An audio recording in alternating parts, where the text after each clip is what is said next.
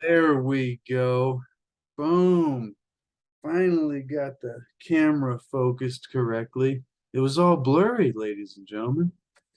The whole, it took me a few minutes of messing around with it to get it clear now, but we're rocking and it is Wednesday, ladies and gentlemen. You know what that means.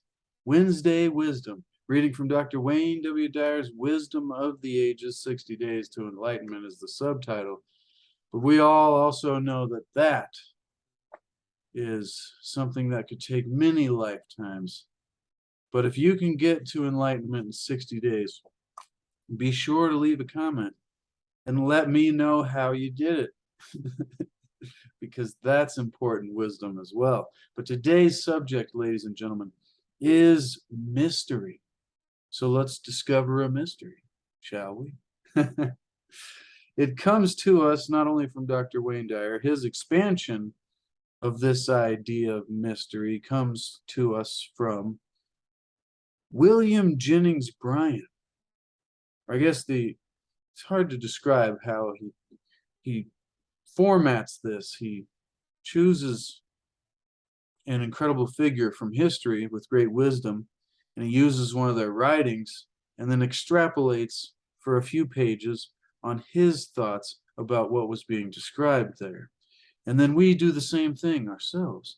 And so we're trying to not find, but we're trying to create purposefully a higher quality of life through researching the wonderful wisdom of the ages. And, it's something that is, I think, taken for granted. People don't really realize that you can put a little bit of effort into, reading great wisdom or philosophy or, spiritual texts or whatever it be for you to increase the quality of your life. But let's dive right into, because I have no idea where Wayne Dyer is going to go today. So he's fixing the focus still again there, where he's going to go today with this idea of mystery. So let's start with what William Bryan wrote. He says, I have observed the power of the watermelon seed. And this is his writing here is titled Points to Ponder. I have observed the power of the watermelon seed. It has the power of drawing from the ground and through itself 200,000 times its weight. When you can tell me how it takes this material out of it, colors an inside surface beyond the imitation of art, and then forms inside of it a white rind, and within that again a red heart, thickly inlaid with black seeds, each one of which in turn is capable of drawing through itself 200,000 times its weight. When you can explain to me the mystery of a watermelon, you can ask me to explain the mystery of God.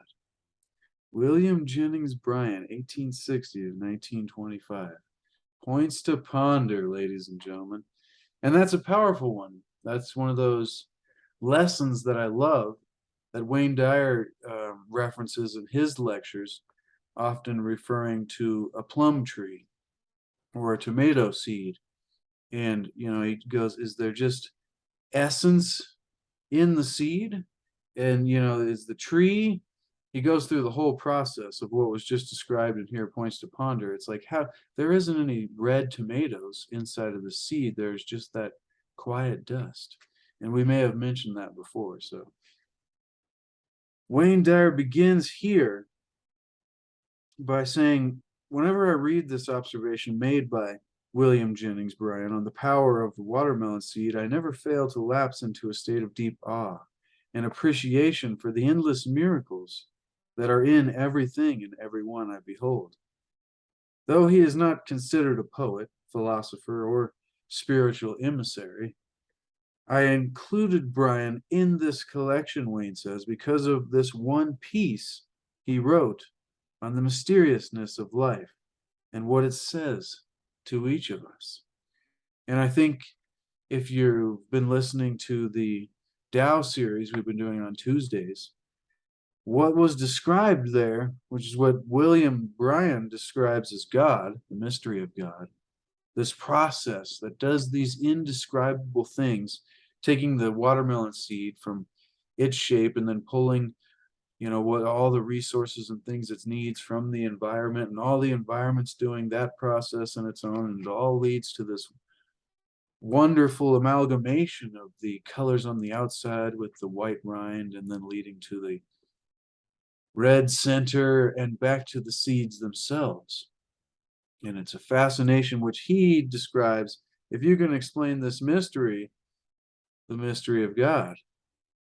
And so it's whatever name you want to put on it, but it's this universal animating intelligence. And it's something that is so often described in these kind of writings, whether it be poems or just literature in any form.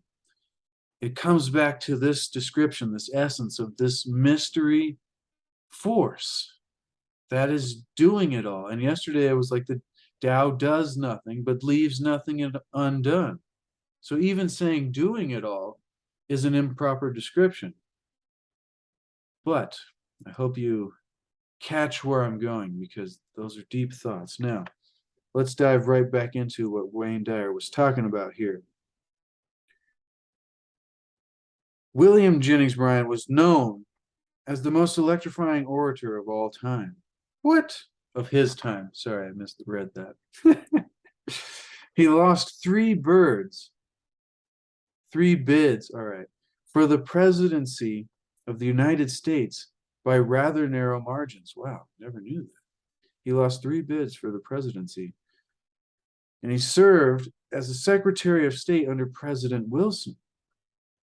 Yet perhaps his most lasting impression was the assistant prosecutor in the famed Scopes monkey trial in 1925, where he provided masterful oratory on a literal interpretation of the Bible and defended the doctrine of divine creation. Fascinating.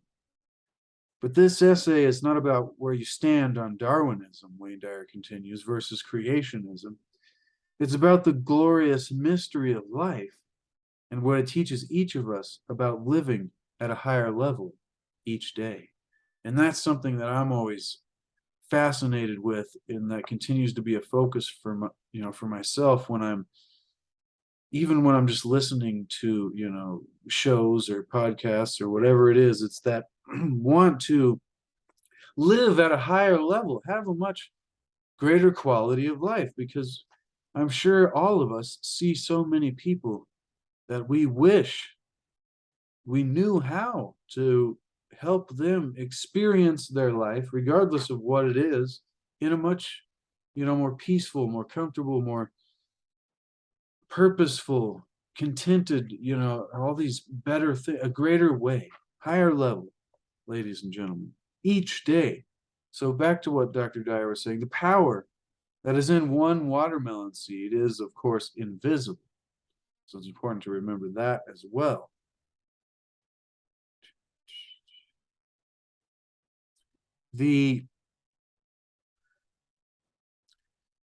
It's interesting. Sorry, I got distracted with the message in the side there, but it's interesting talking about this essence and the different ways to describe the mystery of life, universal intelligence, invisible power, yet its presence still cannot be denied. It is an awesome power, Wayne Dyer continued. Indeed, as illustrated by Bryan's observation, that it is capable of drawing up through itself 200,000 times its own weight, quoted from the reading in the beginning, and producing a perfect creation beyond, as quoted again, the imitation of art. To our mind, such creativity is simply inexplicable. We know we cannot do such a thing ourselves, unless, of course, no, I'm kidding. I was going to say, unless, of course, we're masters and have studied the Tao and the great wisdom of the ages for 25 lifetimes, but I'm just being silly, ladies and gentlemen. And it's the most fascinating thing about this is Wayne Dyer continues by describing, we sense the perfection that exists in every seed for producing life without making a single mistake. And the seed itself never makes the mistake of involuntarily producing a pumpkin or an apple or anything else that's not part of its original direction or original essence.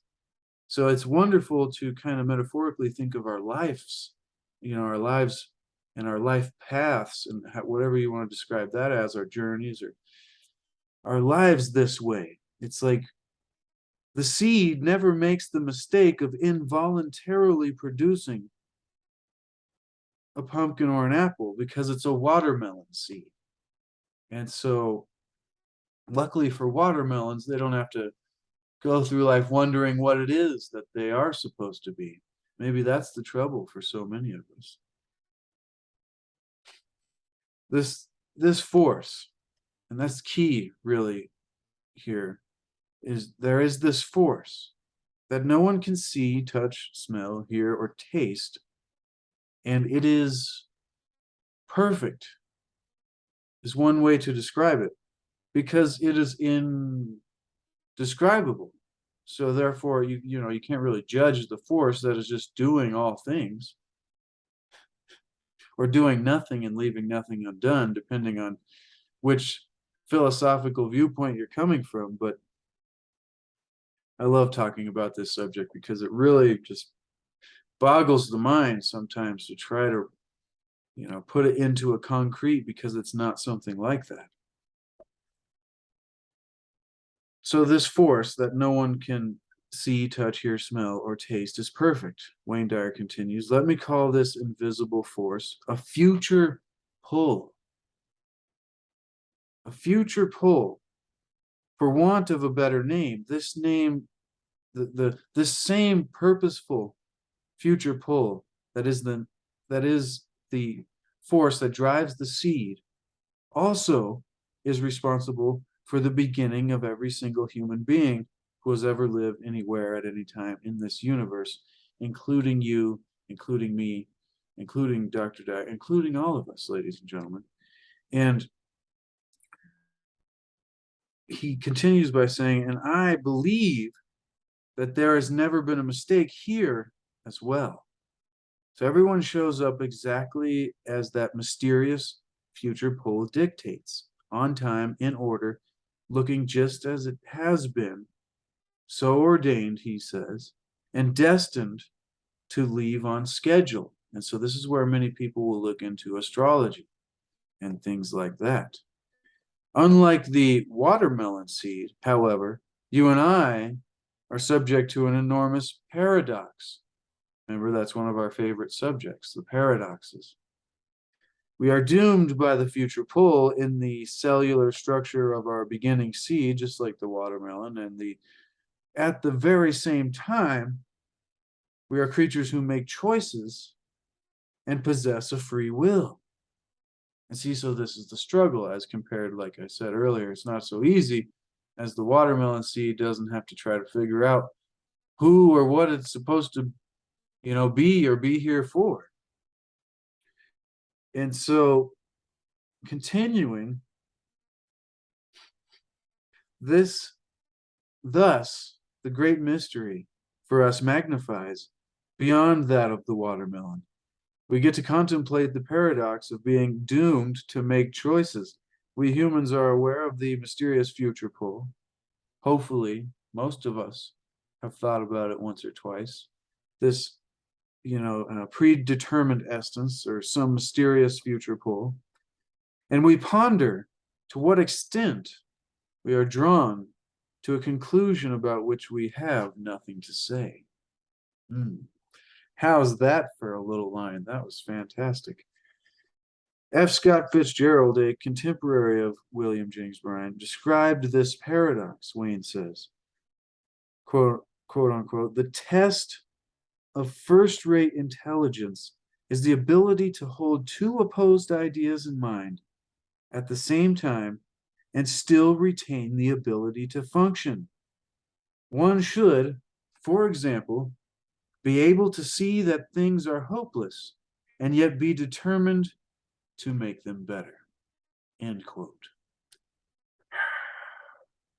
Huge celebration, round of applause for that one, ladies and gentlemen. I heard that quote a couple years ago with somebody talking about deep conspiracies or whatever it was, but that's an amazing quote that'll always stick with you when you come up against the flack of trying to get into subjects, whether spiritual or metaphysical, philosophical, whatever it be, ladies and gentlemen. This quote by F. Scott Fitzgerald, that the test of first-rate intelligence, I'll just say it once more because it's a great one to remember. The test of first-rate intelligence is the ability to hold two opposed ideas in mind at the same time and still retain the ability to function. That's the gist of it. And then he goes on to describe it even better, and still one should, for example, be able to see that things can be hopeless and at the same time yet be determined to make them better. Powerful. It seems to me, Wayne Dyer continues, that the lesson in both Bryan and Fitzgerald's comments to simultaneously choose life, that's what last week's Wednesday Wisdom was all about, was this ability to choose, which is weird because it was titled Solitude, but it was amazing. Just like this one has been, to choose life while serenely knowing that this mysterious future pull is doing exactly what it is supposed to be doing as our bodies age and we go through our entire life. It takes some contemplation to sit with that one and to finally get to a place to where you firmly know and feel that. That would be amazing. Thus, Wayne Dyer says, we are in charge, and we are what? Thus, we are in charge, but at the same time, we are not in charge. And it is all right for these two opposites to coexist. With this mindset in place, you're liberated from worry about what is happening to your form and all the forms you see around you. It is in the hands of the same future pull that is in the watermelon seed or the tomato seed or any other. And you are free to witness these mystical happenings with love and acceptance and freedom from fear, ladies and gentlemen. This is a powerful one. It is a grand experience to do nothing more than just be in a state of metaphysical acceptance. And see, this is the people that talk about being the stoned Buddha. I like stoned because he, smoked too many you-know-whats, but it's like turning into a rock. It's where you just do nothing. And there are, philosophies in those traditions about you get to that point, and even in the Zen tradition, you get to the point of enlightenment, but then you've got to come back. Like you don't just sit there and before enlightenment, chopping wood and carrying water. After enlightenment, chopping wood and carrying water. The only difference is you just have a fantastic opposite perspective of all of this process. And it's magical in a way of, wonder and awe and recognizing the beauty in this force that has been described here. There's been many descriptions of it, but this is fantastic, ladies and gentlemen. The future pull. It's all right. It's a grand experience to do nothing more than just sit there, be this, what I was just describing, be in a state of metaphysical acceptance, bliss, just in this state, you look at everything, including your own body, with joyous detachment. This is the subject matter of all poets and philosophers in this volume who express this immortal truth. There is life that we experience with our senses, and there is the invisible experiencer inside who is beyond our senses. They all advise us to become aware of the mysterious future pull and then make a choice about viewing it with appreciation or judging it and being perplexed. See, it all comes down to a choice that we get to choose how it is when you change your thoughts to change your life. And this is more examples of that great wisdom. If you're getting value, ladies and gentlemen, consider subscribing, smash the like button, and please leave me a comment. Let me know what you think about this. As you ponder William Jennings Bryan's words, Wayne Dyer continues, and the enigma of the watermelon seed, realize that the same future pull is also within you. You're too part of the drama that creates forms of millions of times greater than the originating seed. Your awareness is your apparent advantage over the watermelon, ladies and gentlemen. Remember that. Our awareness is our advantage over the watermelon. Oh, that's hilarious. So next time you see a watermelon, be like, see, I remember my awareness. I'm being silly again. Hope you're getting some comedy out of this. But see, realize that our awareness, the enigma of the watermelon, so you realize that future pull is also within you. It's powerful. So you, unlike the watermelon, know that your form will follow its prescribed path and then turn to dust. So you already have an idea of the process here. You have the greatest of all gifts. We have the greatest of all gifts. A conscious mind to contemplate all this and to either be joyful or jaded in your assessment of it, this process. And so, obviously, Wayne Dyer and I and all of these authors of the great wisdom of the ages, including Lao Tzu, would suggest that we take on the demeanor of one who accepts our form and its future pull, and choose to identify with that which is the actual acceptor inside, not the command center itself. So he's talking about, our our brain here, not the command center itself, but the commander inside, who is impervious to boundaries and beginnings as well as ends. Your gift is your power of awareness. Remember, intention. This is going back to the basics here.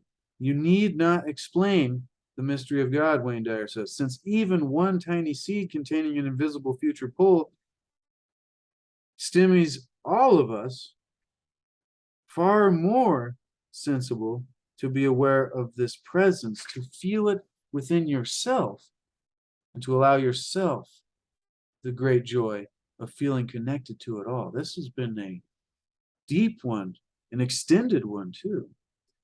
But rather than being in a state of confusion over whether you do or don't have a voice over what is called your destiny, and see, this is where some people, when they get into this whole personal development, self-help, spirituality, it becomes this life path, purpose, what is my direction, and it becomes a big trouble area, I think, in the process. It was for me, like, what is my purpose, and why am I here? And it's, people can spend a lot of money, getting answers from people to those kind of questions that are most often answered in our own process.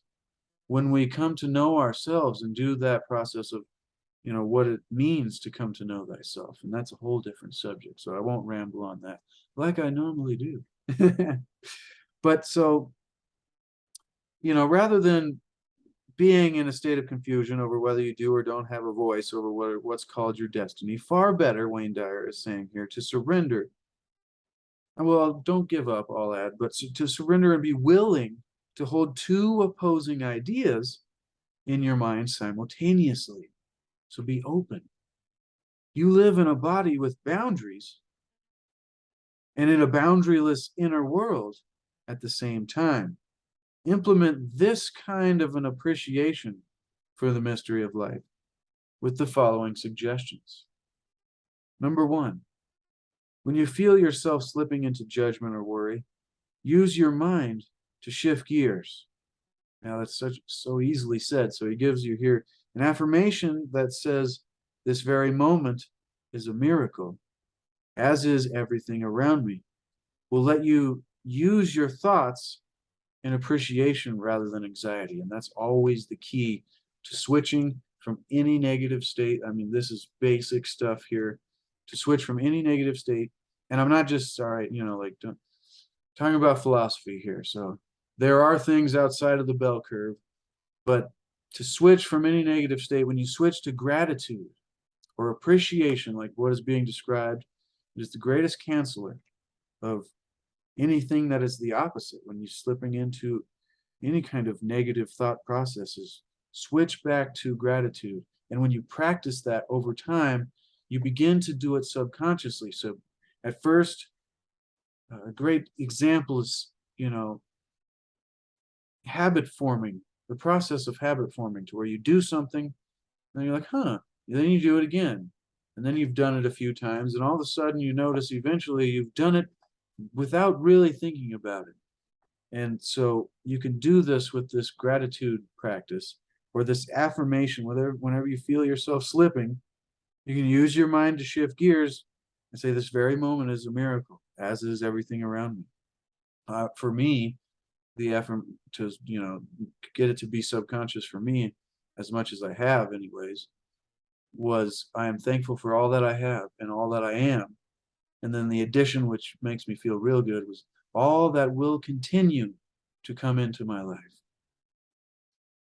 And that just makes me feel good. But number two here, in a way we can implement this kind of appreciation for the majesty of life. I have no idea what I'm going to title this video, ladies and gentlemen.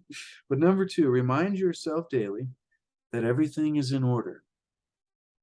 The seed of a watermelon, the seed that began you, and the seed that began the universe all contain a future pull, independent of our opinion about it.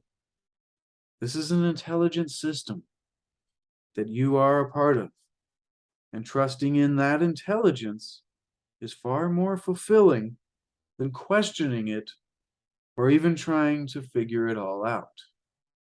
Wow, that was a fantastic suggestion. I'm going to have to refer back to this one. There's so much wonderful stuff in this book.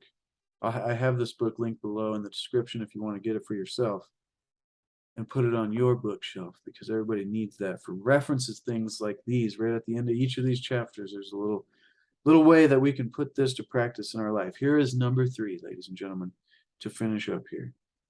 Try to be less rational and intellectual about your life and how you organize it, which sounds very opposite of most of what people would try, most of what people would say, or the advice that people would give you. Try to be less rational and intellectual about your life and how you organize it. Let go of your mental inclination to compute and just allow yourself to be, and then to be pulled by that future pull that is the source of your life.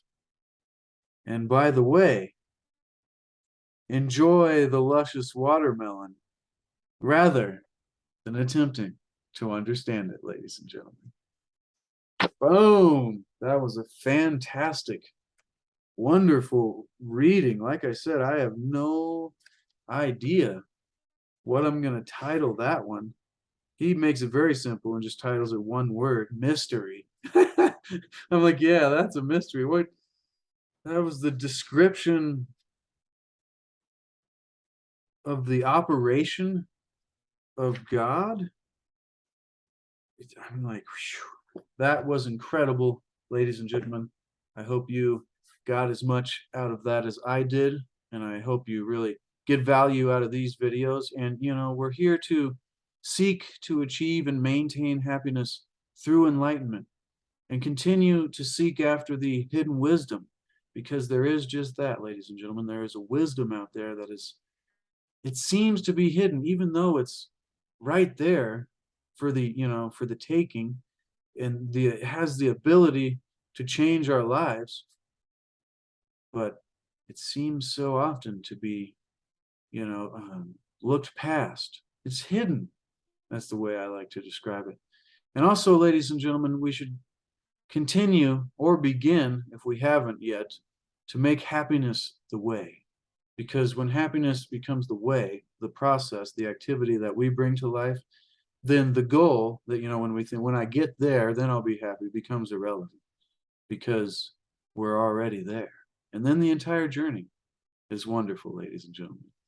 Thank you so much for being here. Once again, be sure to expand the description. Check out the links below. Get the book for yourself, or also purchase one of my landscape paintings.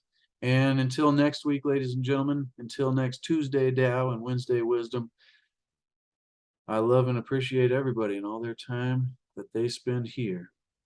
We'll be back next time.